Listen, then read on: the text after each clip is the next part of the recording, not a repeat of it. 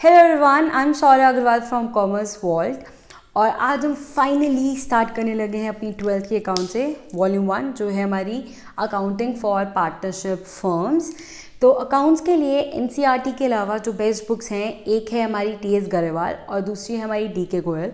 तो इन दोनों में से कोई भी एक बुक आप लीजिए और उसी को अच्छे से सॉल्व कीजिए विद एग्जाम्पल्स एक्सरसाइजेस, तो it is more than enough. और अकाउंट्स तो रोज़ पढ़ना पड़ेगा, क्वेश्चंस रोज सॉल्व करने पड़ेंगे 5 से 6, तब जाके सिलेबस कंप्लीट होगा नवंबर तक, अदरवाइज़ बहुत बर्डन पड़ जाएगा। तो अकाउंट्स को रोज़ सॉल्व कीजिए आप लोग। तो इस वीडियो में हम पढ़ेंगे provisions of Indian partnership act 1932।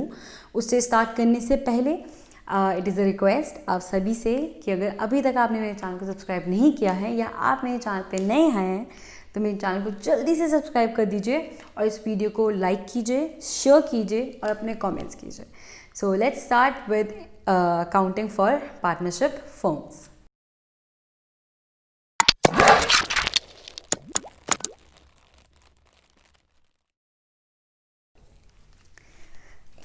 तो स्टार्ट करने से पहले हमें 2-3 चीज़ें पता होनी चाहिए। एक, पार्टनरशिप क्या है, पार्टनरशिप डीड क्या चीज़ है और इंडियन पार्टनरशिप एक्ट 1932 के प्रोविजंस क्या हैं।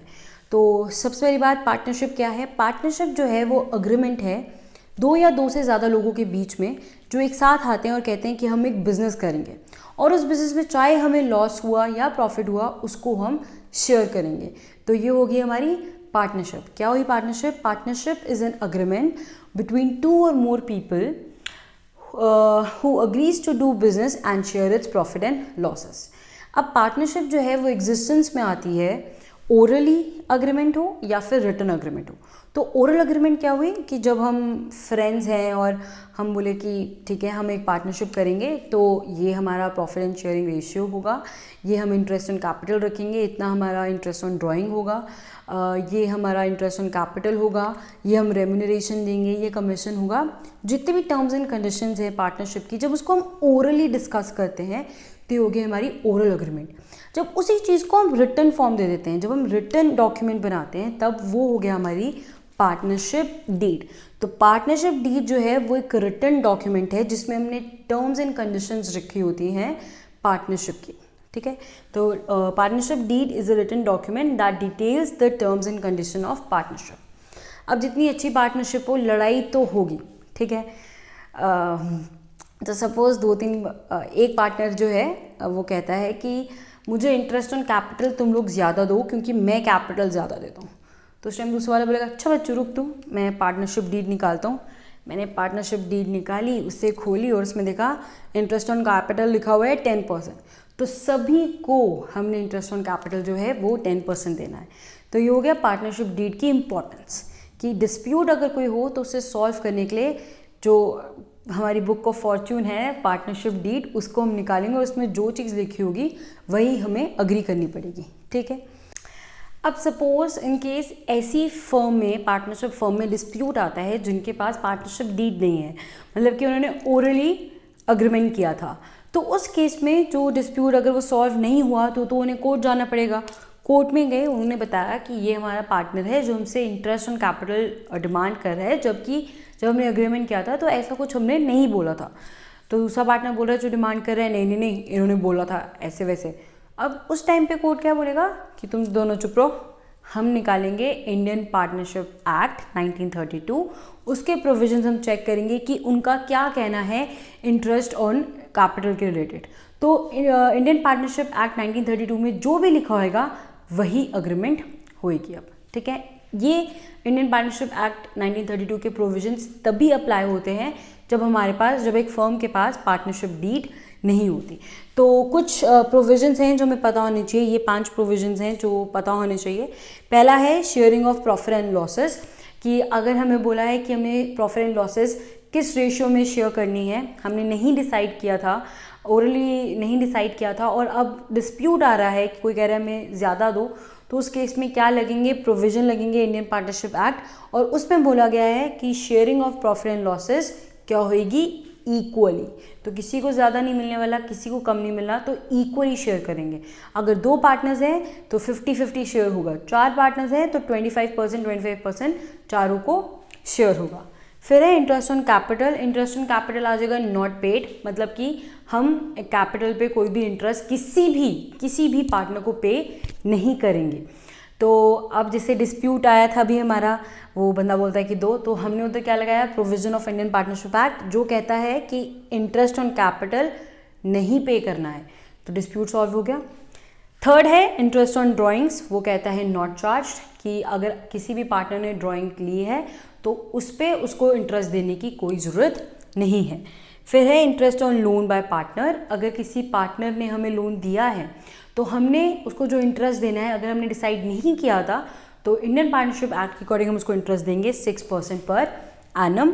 और लास्ट है रेम्यूनरेशन टू अ पार्टनर, अगर हमने नहीं डिसाइड किया था कि हमने अपने पार्टनर को कितनी रेम्यूनरेशन सैलरी देनी है, तो उस केस में इंडियन पार्टनरशिप एक्ट कहता है नॉट पेड, आपको सैलरी देने की ज़रूरत नहीं है। तो ये आगे वाले 4 प्रोविजन हैं, ये भी इंपॉर्टेंट प्रोविजन हैं, हमने 5 पहले किए और ये अब 4 हैं। ये कुछ प्रोविजन हैं जो पता होने चाहिए। तो हमने बोला कि इंडियन पार्टनरशिप एक्ट 1932 के प्रोविजंस हम तब अप्लाई करते हैं जब 1 हमारे पास पार्टनरशिप डीड नहीं हो, 2 जब हमारी पार्टनरशिप डीड साइलेंट हो उस पर्टिकुलर क्लॉज के रिलेटेड। तो नेक्स्ट हमारा प्रोविजन है एडमिशन ऑफ अ माइनर। तो किसी भी माइनर की एडमिशन के लिए, अगर हमें किसी माइनर को एडमिट करना है अपनी फर्म में, तो उसके लिए सारे पार्टनर्स का कंसेंट होना चाहिए, मतलब कि सारे पार्टनर्स अग्री करने चाहिए। तो कंसेंट ऑफ ऑल पार्टनर्स, या फिर हम बोल सकते हैं अग्रीमेंट ऑफ ऑल पार्टनर्स। फिर है admission of a new person, कि अगर हम चाहते हैं कि हमारी फर्म में एक न्यू पार्टनर जुड़े, एक न्यू पर्सन आए, तो उसके लिए भी सारे पार्टनर्स का कंसेंट होना चाहिए, या फिर हमारी पार्टनरशिप डीड में जो भी रिलेटेड लिखा है उसके रिलेटेड हम वही अप्लाई करेंगे। फिर थर्ड है रिटायरमेंट ऑफ अ पार्टनर। तो अगर हमें किसी पार्टनर को रिटायर होना है तो उसके लिए भी सारे पार्टनर्स का कंसेंट होना चाहिए, या जो भी एक्सप्रेस एग्रीमेंट हो वो। फोर्थ है हमारा डिसोल्यूशन ऑफ अ फर्म, अगर फर्म को हमने डिसॉल्व करना है तो उसके लिए या तो अगर कोई किसी पार्टनर की डेथ होगी तो हम डिसोल्यूशन कर सकते हैं, या फिर अगर सारे पार्टनर्स अग्री करते हैं डिसॉल्व करने के लिए तो भी हम डिसॉल्व कर सकते हैं। चलो अब इस टॉपिक से रिलेटेड एक क्वेश्चन को सॉल्व कर लेते हैं। तो क्वेश्चन है ये, काफ़ी बड़ा लग रहा है लेकिन छोटा सा क्वेश्चन है। इस क्वेश्चन में क्या है, एक्स और वाई 2 पार्टनर्स हैं एक फर्म के, जो इनके पास पार्टनरशिप डीड नहीं है और उनके बीच में कोई डिस्प्यूट अराइज होते हैं। तो वो लोग चाहते हैं कि हम उस डिस्प्यूट को सॉल्व करें इंडियन पार्टनरशिप एक्ट 1932 के प्रोविजंस के अकॉर्डिंग। ठीक है, तो पहला क्वेश्चन है, X devotes more time than Y in the business, X claims that he should get a salary of 6,000 per month। तो X क्या कह रहा है कि मैं बिजनेस में ज़्यादा टाइम देता हूँ, मैं एक्टिव पार्टनर हूँ, तो मुझे सैलरी मिलनी चाहिए 6,000 पर मंथ, लेकिन इनके पास पार्टनरशिप डीड नहीं है। तो इंडियन पार्टनरशिप एक्ट 1932 के according remuneration to partners should be not paid. ठीक है, वो हम नहीं पे करेंगे। तो फिर इधर क्या आ जाएगा आंसर, नॉट पेड, हम उसको पे नहीं करेंगे। सेकेंड है, Y has provided a capital of 50,000 whereas X has provided rupees 5,000 only. X however has advanced rupees 10,000 as a loan to the firm. What interest if any will be given to X and Y? तो question है कि X and Y, X ने जो capital invest किया है वो किया है उसने 5,000 और Y ने किया है 50,000। ठीक है, तो इंटरेस्ट ऑन कैपिटल चार्ज हो सकता था, लेकिन इनके पास पार्टनरशिप डीड नहीं है, तो इंडियन पार्टनरशिप एक्ट 1932 के अकॉर्डिंग कोई भी इंटरेस्ट ऑफ कैपिटल चार्ज नहीं किया जाएगा, मतलब पे नहीं किया जाएगा। सेकेंड जो चीज़ है वो है, एक्स ने जो लोन ग्रांट किया है 10,000 का, तो एक्स को हम इंटरेस्ट ऑन लोन दे सकते हैं, वो भी 6% पर एनम के अकॉर्डिंग। थर्ड है, X wants to introduce his son Z into their business, Y objects to his proposal. अब एक्स चाहता है कि उसका बेटा इस बिज़नेस में आए, लेकिन हमने बोला था कि अगर कोई भी न्यू पर्सन की एडमिशन होती है फर्म में तो सारे पार्टनर्स की, एग्जिस्टिंग पार्टनर्स की कंसेंट होनी चाहिए। क्योंकि यहाँ पे कंसेंट नहीं है, एग्रीमेंट नहीं है, तो जेड बिजनेस में नहीं आने वाला। फोर्थ है, Y wants that profit should be shared in the ratio of capitals, वो चला के भैया ये, but X objects to this. Y जो है जिसने 50,000 कैपिटल इन्वेस्ट किया था और बेचारा एक्स जिसने सिर्फ 5,000 इन्वेस्ट किया था, तो वाई चाहता है कि कैपिटल की रेशियो में प्रॉफिट शेयरिंग रेशियो होनी चाहिए। क्यों? इधर क्यों? तो इंडियन पार्टनरशिप एक्ट बोलते हैं क्यों इधर हम शेयर करेंगे इक्वली, बेचारा। तो इधर जो प्रॉफिट शेयरिंग रेशियो होगी वो होगी इक्वली। तो ये वही चीज़ है, मतलब कि अगर हम पार्टनरशिप डीड नहीं हो या साइलेंट हो एक पर्टिकुलर क्लॉज के रिलेटेड, तो उस केस में इंडियन पार्टनरशिप एक्ट 1932 के प्रोविजंस लगते हैं। तो अगर आगे जाके कोई क्वेश्चन आता है जिसमें नहीं दिया है कि इंटरेस्ट ऑन कैपिटल हमने कैसे शेयर कर, इंटरेस्ट ऑन लोन कितना देना है, तो हमें पता है हमने देना है 6%। अगर क्वेश्चन में नहीं लिखा प्रॉफिट शेयरिंग रेशियो क्या है, तो हमें पता है हमने इक्वली डिवाइड करना है। अगर रेम्यूनरेशन के बारे में कुछ नहीं लिखा तो हमने रेम्यूनरेशन नहीं देनी है, सैलरी नहीं देनी है, इंटरेस्ट ऑन कैपिटल नहीं देना है, इंटरेस्ट ऑन ड्राइंग नहीं चार्ज करना है।